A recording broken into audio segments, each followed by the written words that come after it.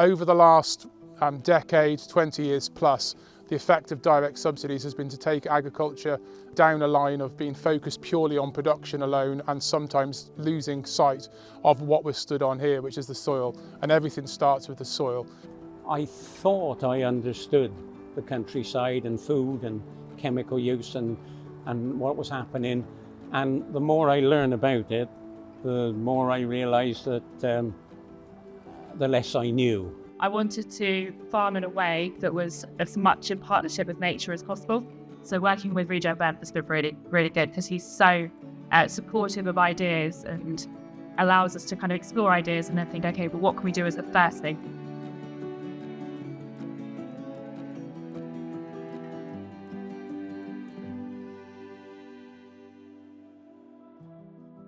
The farm here extends to just over 1,100 acres and it's a regen system of mixed suckler cow beef, sheep and arable crops. The arable system that we are now embracing is looking to integrate livestock, utilise cover crops through the winter with an overall view that over the transitional period, over the next 5 to 10 years, we will see all artificial inputs fall away from the business.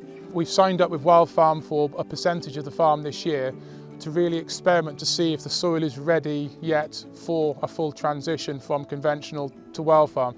We recognise Wild Farm is an objective where we want to end up, with an increasing percentage annually of wheat grown and hopefully other crops grown to those standards, so we can unlock premium markets, recognising that a transitional move away from yield into having perhaps smaller yields but reduced input costs and a lighter footprint on the soil is fulfilling the objectives within the farm business. I'm a strong believer that we have to maintain food production at the core of the business.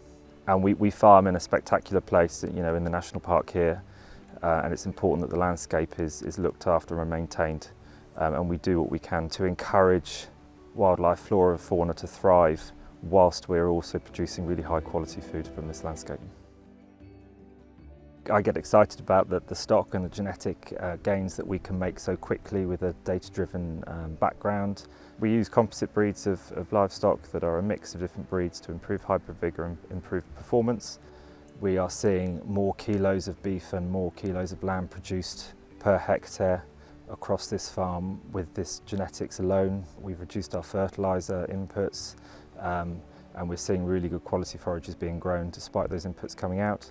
We're by no means anywhere near a no input system. We're very realistic that we still need to use some inputs. So yeah, as long as you just go in with a balanced view and take a step-by-step approach, you'll learn along the way and achieve some really positive results.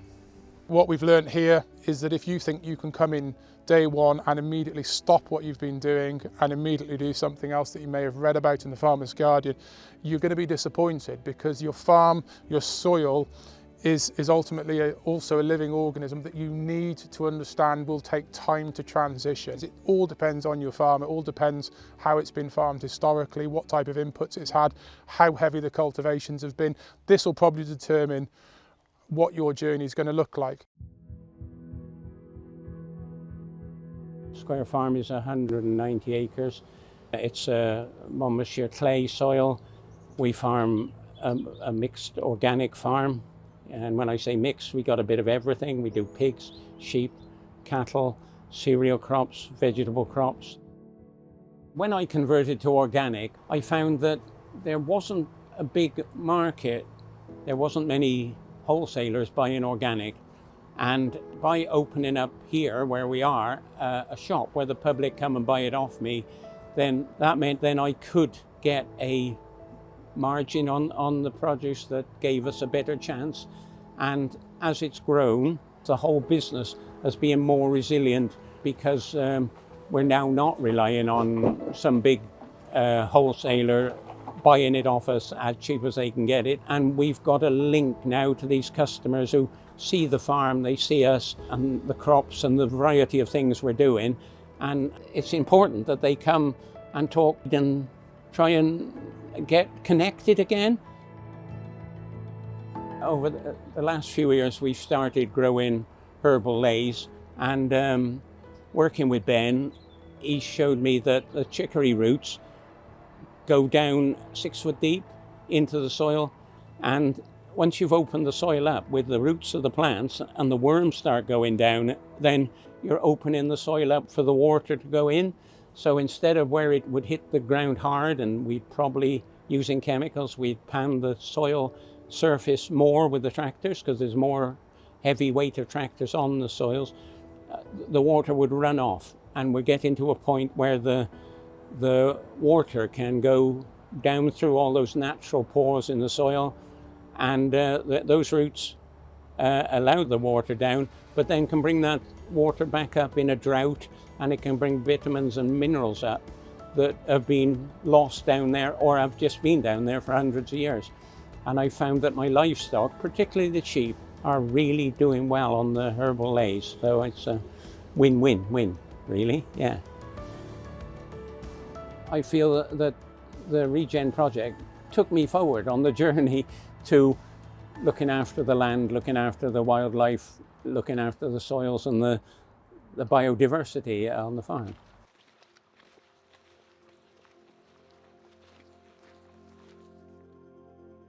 We're on Lower House Farm here.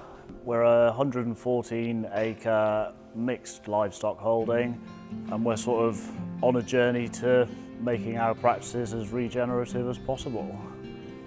We're focusing on the feed because sort of historically there's been a lot of soy added into all of the animal feeds on a protein basis. It's an enormously intensive product that is pretty much used willy-nilly. No one really seems to know or care about the fact that there's like millions of hectares of habitat being destroyed quite regularly and without consequence. Well, don't really want to be part of that. It hasn't been the easiest set of decisions to sort of get away from the soy in the feed, but we have substituted it with other things. So we're now using a lot of rape meal and mixing that into the sort of cereal blend that we feed our animals. All of that's actually grown and milled locally, and we bring it in bags onto the farm. So it feels like quite a nice thing to do to sort of support a local industry and get us away from the soy and everything, whilst still maintaining the quality of feed that the animals need. There's an element here which is diversifying the farm. It's also, for Matt and I, it's been around diversifying our thinking.